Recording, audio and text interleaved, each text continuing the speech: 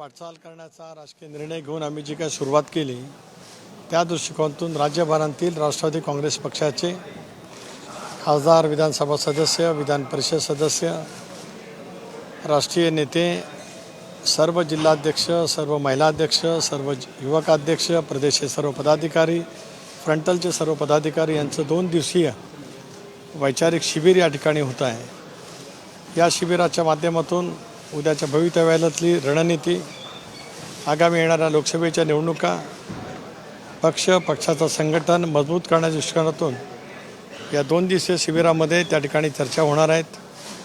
वेगवेगळ्या क्षेत्रामध्ये काम करणाऱ्या महनीय व्यक्तींचं सुद्धा या ठिकाणी आम्ही मार्गदर्शन त्या ठिकाणी ठेवलेलं आहे।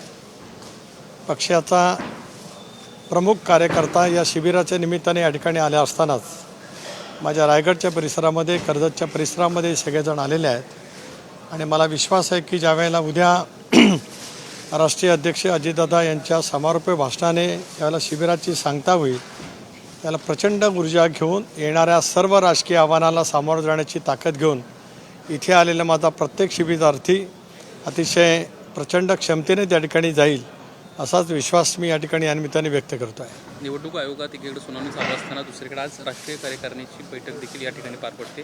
काय नियोजन असणार आहे, कशा पद्धतीचं? संध्याकाळी आज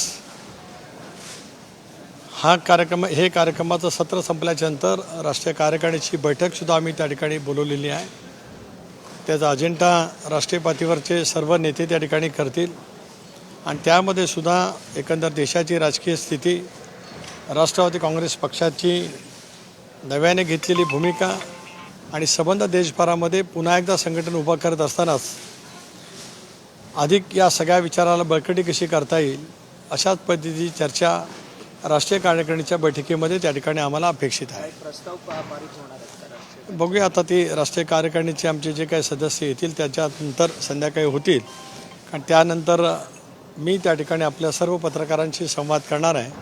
त्यामुळे दिवसभरातलं सत्र, त्याच्यातून झालेली चर्चा आणि त्याचबरोबर ती राष्ट्रीय कार्यकारिणी यामध्ये झालेली चर्चासुद्धा आपल्यामार्फत देशातील जनतेला आणि राज्यातील जनतेला आम्ही त्या ठिकाणी ठेवणार आहोत। मंत्रिमंडळामध्ये छगन भुजबळ आहेत, त्यांच्या राजीनाम्याचीच मागणी मंत्रिमंडळातल्याच एका ज्येष्ठ नेत्यानं केली आहे। राधाकृष्ण विखे पाटील यांना त्यांना राजीनामा द्यावा आणि भूमिका मांडावी अशी भूमिका घेतली। मला असं वाटतं की तो मंत्रिमंडळातील अंतर्गत विषय त्या ठिकाणी आहे। कालच मंत्रिमंडळाची बैठक त्या ठिकाणी झाली।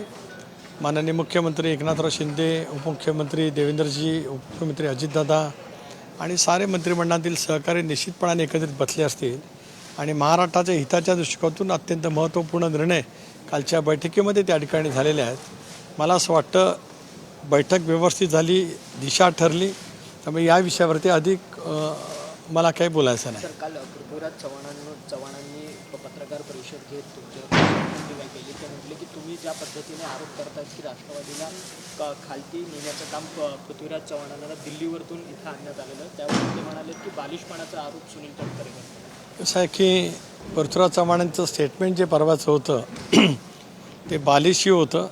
ते महाराष्ट्राचे वरिष्ठ नेते आहेत, ते खोटं बोलतात असं मी म्हणणार नाही, पण ते खूप चुकीचं सांगतात। सरकारचा पाठिंबा काढला त्यावेळेला विधानसभा निवडणुकीची प्रक्रिया सुरू होऊन अर्ज भरण्याची सुद्धा प्रक्रिया सुरू झाली होती। निवडणूक पूर्व युती काढण्यासाठी मी त्यावेळेला प्रदेश अध्यक्ष होतो। जी काही चर्चा ती अर्धवट ठेवूनच पृथ्वीराज चव्हाण स्वतःचा अर्ज भरण्यासाठी कराडला त्या ठिकाणी निघून गेले।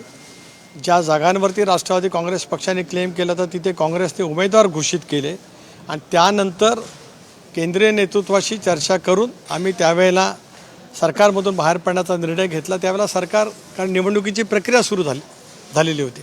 पृथ्वीराज चव्हाण जो दावा करतात की सरकार पडलं नसतं तर आरक्षण देता आलं असतं, आचारसंहिता सुरू झाली, अर्ज भरण्याची प्रक्रिया सुरू झाली, त्याच्यामुळे ते असं चुकीचं का सांगितलं त्यांनी ते मला त्या ठिकाणी कळू शकलं नाही। आणि एक, पृथ्वीराज चव्हाण आल्याच्या नंतर सरकारमधला संवाद जो होता, जो स्वर्गीय विलासरावजी देशमुख, सुशीलकुमारजी शिंदे साहेब, अशोक चव्हाण साहेब यांनी जो काय कोअलिशन गव्हर्नमेंटमधलं जे काही जतन केलेलं होतं त्या सगळ्यालाच छेद देण्याचा प्रयत्न पृथ्वीराज चव्हाणांच्याकडनं झाला। याच्यात कोणाच्या मनामध्ये दुमत असं काही कारण नाही। त्याने एक असं वाक्य केलं की आम्ही एकत्रित लढलो असतो तर आमचं सरकार आलं असतं। एकत्रित लढण्याची स्थिती कोणामुळे गेली तर ती काँग्रेसमुळे गेली.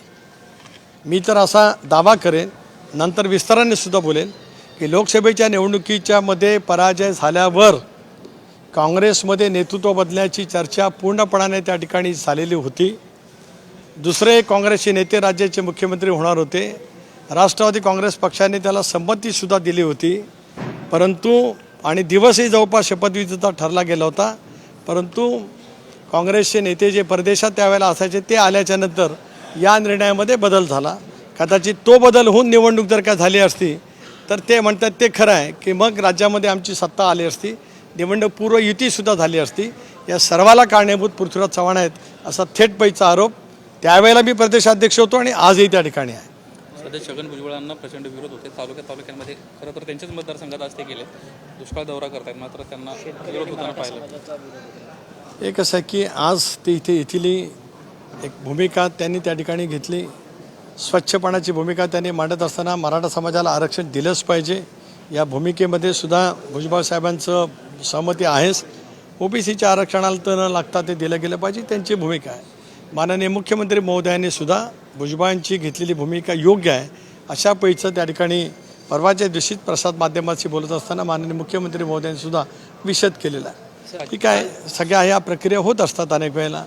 काल सुधाकर घारे यांनी त्यांच्या भाषणामध्ये बोलताना सांगितलं की दादांनी मुख्यमंत्री व्हावं. सातत्याने दादा मुख्यमंत्री होणार या चर्चा आहेत. अनेक नेते मंडळी आणि नेते आपलं वक्तव्य व्यक्त करत असतात. तुम्ही देखील म्हटलात की दादा येत्या काळात शक्य असेल तर 6व्या मजल्यावरती बसतील म्हणून तिथे मुख्यमंत्री. एक असं आहे, आजही दादा 6व्या मजल्यावरती बसतात. मी उल्लेख केला 1992-93 सालचा सुधाकरराव नाईकांच्या मंत्रिमंडळामध्ये दादा ज्यावेळेला राज्यमंत्री होते त्याचा मी काल आवर्जून उल्लेख त्या ठिकाणी नक्कीच केला. कार्यकर्त्यांच्या मनातली इच्छा आहे, महाराष्ट्राच्या जनतेची इच्छा आहे, पण आम्ही वास्तववादी आहोत, रिअलिस्टिक आहोत. आम्हाला या सर्व गोष्टीची राजकीय जाण आहे. आमच्या सर्वांच्या समोर आव्हान आहे, लोकसभेच्या निवडणुकीमध्ये NDAचे 45+ निवडून आणणं हे राजकीय आव्हान घेऊन शिवसेना, भारतीय जनता पक्ष आणि राष्ट्रवादी काँग्रेस पक्ष एकत्रितपणाने काम करणार आहेत. आमच्यासमोरचा अजेंडा सध्याचा तो आहे.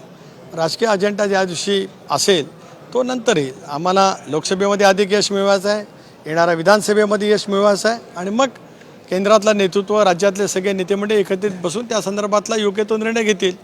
आज एकनाथराव शिंदेच्या नेतृत्वाखाली सरकार त्या ठिकाणी काम करत आहे आणि येणाऱ्या सर्व आव्हानाला सामोरं जाण्याच्या दृष्टीकोनातून आम्ही सज्ज झालेलो आहोत. दादांसोबत तुम्ही होता, अवकाळीनं प्रचंड मोठ्या प्रमाणात फटका बसलाय, काही चर्चा झाली दादांसोबत? चर्चा कालही झाली, परवाही झाली, राज्याच्या मंत्रिमंडळामध्ये सुद्धा चर्चा झाली. तत्काळ पंचनामे करण्याचे आदेश त्या ठिकाणी दिले गेलेले आहेत आणि जे काही नॉर्म्स राज्य सरकारने नव्याने केलेत, NDRFच्या निकषाच्या पलीकडे जाऊन मदत करण्याचे GR यापूर्वीसुद्धा काढलेले आहेत. मला असं वाटतं की यावेळेला सुद्धा त्याच पैकी मदत सरकारकडनं शेतकरी बांधवांना त्या ठिकाणी होईल. सर, जयंत पाटील यांच्याकडनं आजपासून ट्रॅक्टर मोर्चा जो आहे तो राज्यभरात काढला जातो. खरं तर शेतकऱ्यांना पीक विम्याचे पैसे असतील, त्याच्यानंतर दुष्काळी भागाचे पैसे असतील, अवकाळी पावसाचा फटका पडलेला आहे, त्याचे मदत जी आहे ती शेतकऱ्यांना पोहोचलेली आहे. यामुळे राष्ट्रवादी शरद पवार गट जो आहे तो आक्रमक झालेला आहे. राज्यभर त्यांची आजपासून आंदोलन. त्यांना विरोधक म्हणून आंदोलन करण्याचा लोकशाहीमध्ये नक्कीच त्या ठिकाणी अधिकार आहे.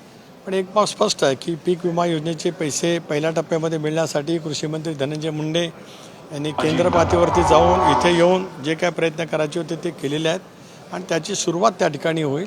आत्ताच्या झालेल्या अवकाळी पावसाने, गारपिटीने झालेल्या नुकसानाचे पंचनामे त्या ठिकाणी सुरू आहेत.